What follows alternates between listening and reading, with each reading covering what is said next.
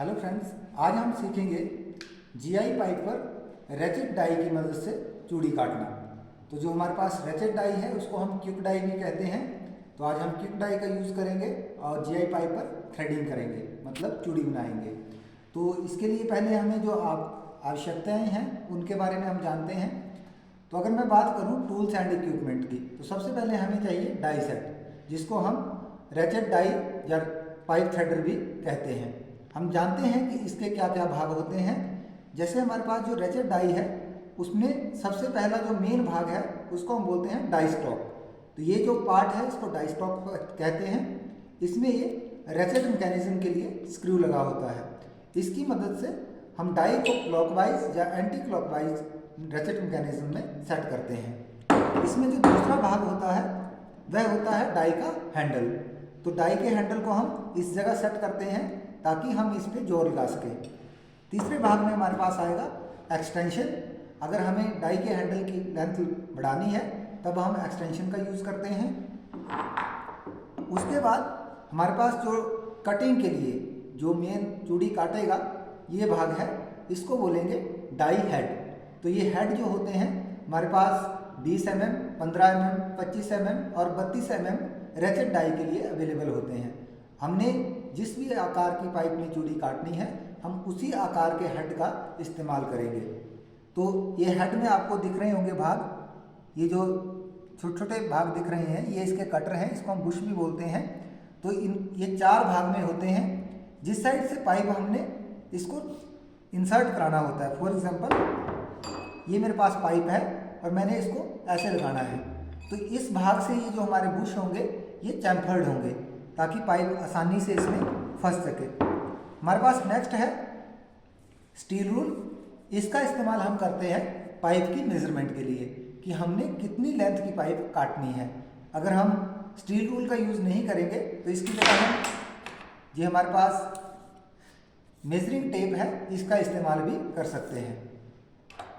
Next हमारे पास marking के लिए चाहिए मार्कर।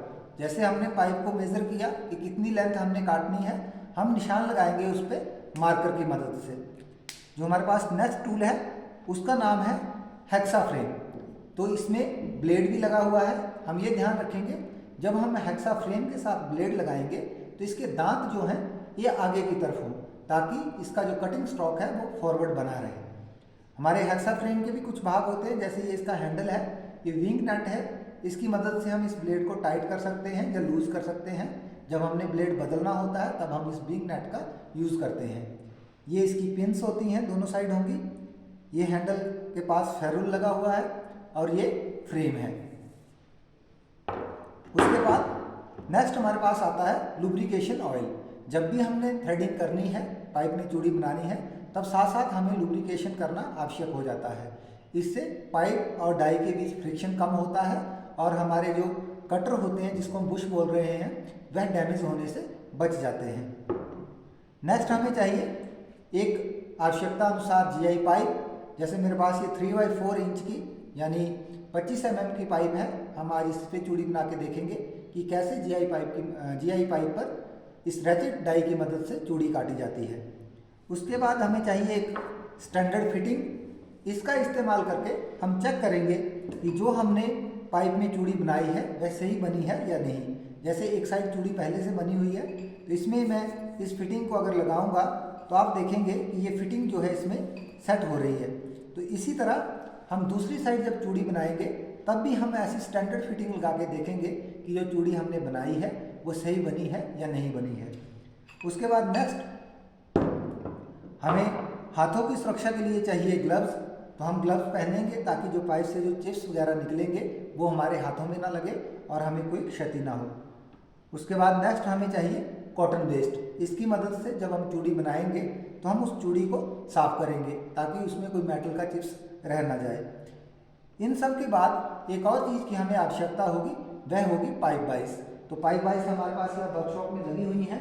हम इन्हीं का इस्तेमाल करके इस पाइप को इसमें बांधेंगे, स्क्वेयर करेंगे और स्क्वेयर करने के बाद हम इसकी कटिंग करेंगे आवश्यकता अनुसार अगर हमें ज़रूरत है, या फिर हम चूड़ी बनाएंगे। तो आइए अभी हम स्टेप वाइज देखते हैं कि कैसे क्विक डाई या फिर रैचेट डाई द्वारा जीआई पाइप में चूड़ी काटी जाती है। जैसे मैंने आपको बताया कि जो हमारी पाइप है यह 25 mm की 20 mm की है, यानी पौना इंच जिसको हम बोलते हैं। तो ये हमारे पास 20 mm की पाइप है, तो हम इसके लिए जो डाई हेड का चयन करेंगे वह भी हम सेम उसी साइज का यानी 20 mm का चयन करेंगे। तो इस तरह से हम डाई हेड को इसमें लगाते हैं। हमने यहाँ एक्सटेंशन जो है उसको पहले डाई स्टॉक के साथ फिट करना है, उसके बाद हैंडल को भी हमने इस तरीके से फिट कर देना है।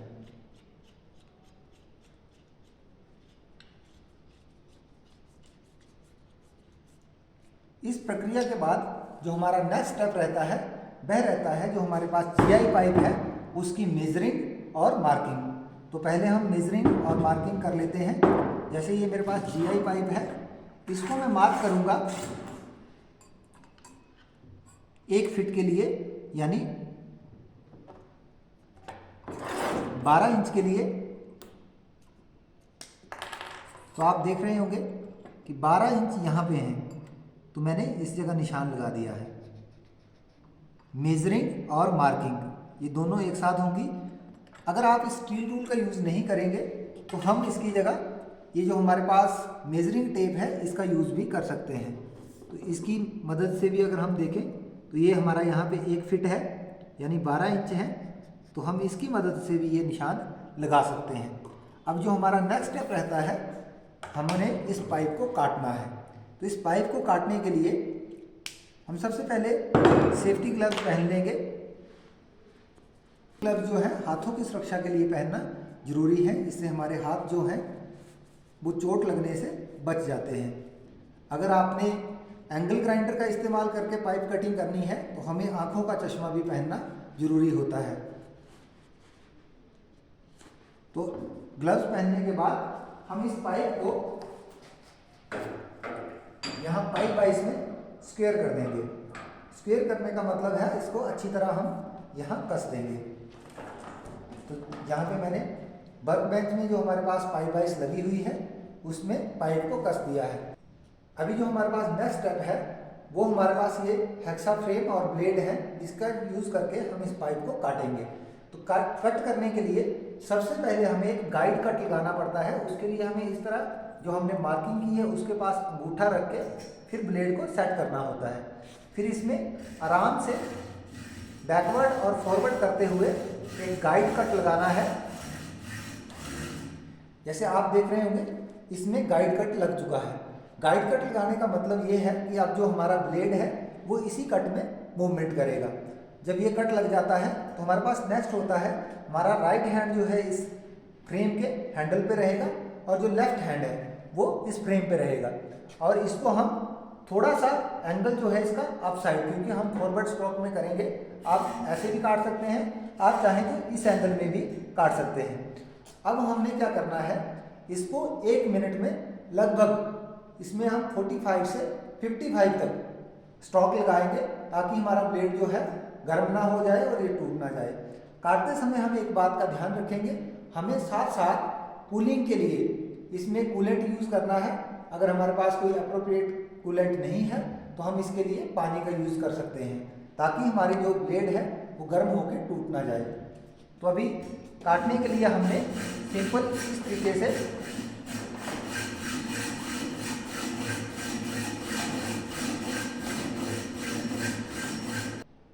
कटिंग करते समय एक बात का हम और ध्यान रखेंगे कि हमें पाइप को हमेशा घुमाते हुए काटना चाहिए। मतलब थोड़ा कट लग जाएगा, हम इसको लूज करेंगे, पाइप को घुमाएंगे, तब हम इसकी कटिंग करेंगे। इससे क्या होगा, हमारी पाइप जो है पूरी तरह 90 डिग्री पे कटेगी, जो चूड़ी बनाने के लिए सबसे सही रहेगा।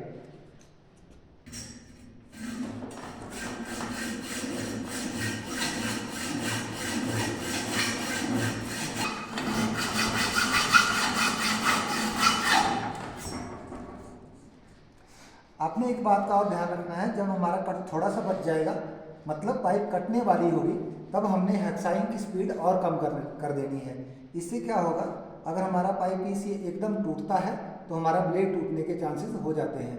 तो ध्यान रहे, जब भी कट थोड़ा बचेगा तो हमने हेक्साइन की स्पीड को कम कर देना है और इसको एक हाथ से इस पीस को होल्ड कर देना है ताकि ये नीचे ना गिरे।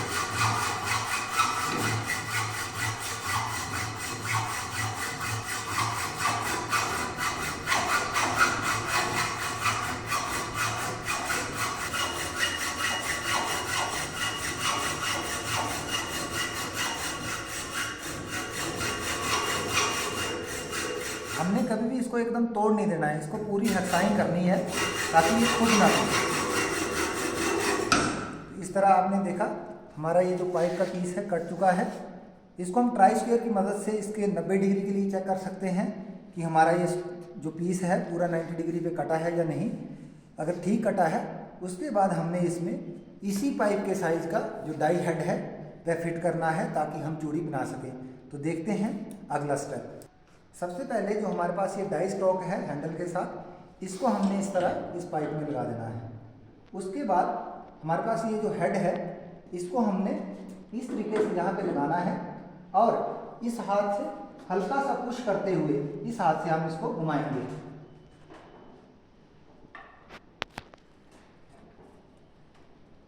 ताकि ये इस पाइप के साथ थोड़ा सा अटैच हो जाए। उसके बाद हमने इसमें रैचेट का यूज़ करना है।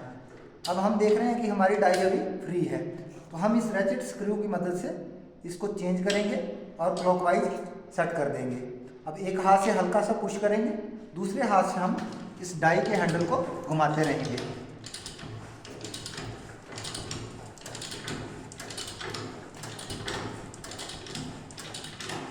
हम इस डाई हेड को तब तक पुश करते रहेंगे जब तक ये पूरी तरह इसमें ग्रिप ना हो जाए। अब हम देख रहे हैं कि हमारा ये जो हेड है पाइप के साथ ग्रिप हो चुका है। हम इसमें ऑयलिंग कर लेंगे ताकि पाइप फ्रिक्शन कम हो जाए। जो हमारा डाई का हेड है इसमें और पाइप के बीच जो फ्रिक्शन हो रहा है उसको कम करने के लिए हम इसमें ऑयलिंग करेंगे। इसकी लुब्रिकेशन के लिए आप स्टैंडर्ड ऑयल का यूज़ कर सकते हैं। अगर आपके पास वो नहीं है तो आप इसके लिए मस्टर्ड ऑयल यानी सरसों के तेल का भी इस्तेमाल कर सकते हैं। तो इसको आराम से एक बराबर जोर लगा के हमने यूज़ करना है। कभी भी डाई में एकदम ऐसे झटका नहीं लगाना है, इसको पूरा इवन फोर्स लगाना है।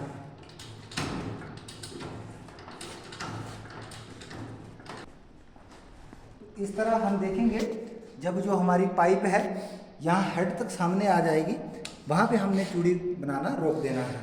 जैसे हम पहले हमने एडजस्टेबल डाई से ये चूड़ी काटी थी, उसमें हमें बार बार स्क्रू को टाइट करना पड़ता था, लगभग 3-4 बार चूड़ी की प्रोसेस को रिपीट करना पड़ता है। लेकिन ये जो रैचेट डाई है इसमें हम एक बार में ही चूड़ी बनाते हैं, इसीलिए इस डाई को हम क्विक डाई भी कहते हैं, क्योंकि इससे जो चूड़ी बनती है वो जल्दी बनती है। तो अब हम इस रैचेट जो स्क्रू है इसको चेंज करेंगे, ऐसे पुल करेंगे पहले और इसको घुमा देंगे। ऐसे करने से क्या होगा, हमारा रैचेट जो है अब बैकवर्ड दिशा में चलेगा इस तरीके से। तो हमने इस तरह घुमाते हुए जो हमारे पास ये डाई हेड था इसको पाइप से निकाल देना है।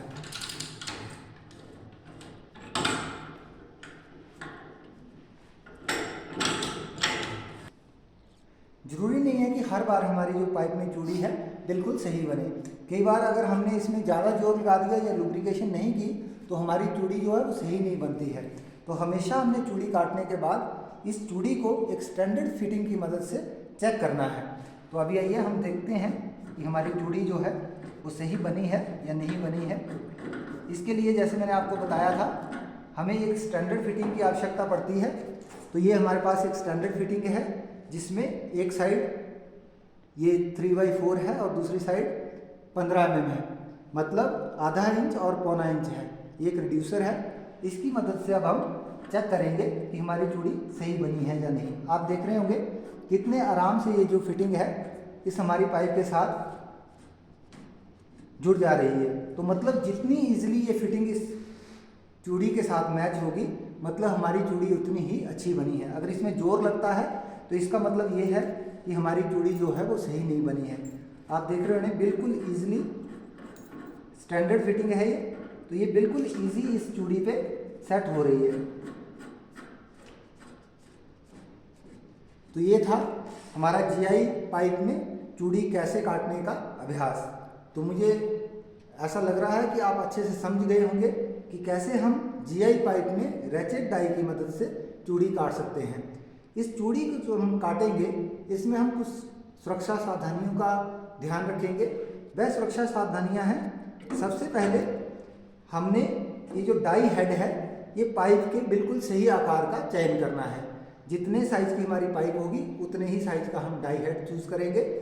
उसके बाद कभी भी जब हम जोर लगाते हैं तो हमने अनइवन मतलब झटका नहीं लगाना है, इवन फोर्स लगाएंगे, ग्रेजुअल इस पे फोर्स लगाएंगे ताकि हमारी बाइस को भी नुकसान ना हो, पाइप की जो हम चूड़ी काट रहे हैं उसको नुकसान ना हो, और जो इस हेड के अंदर कटर लगे हुए हैं इसको भी कोई नुकसान ना हो।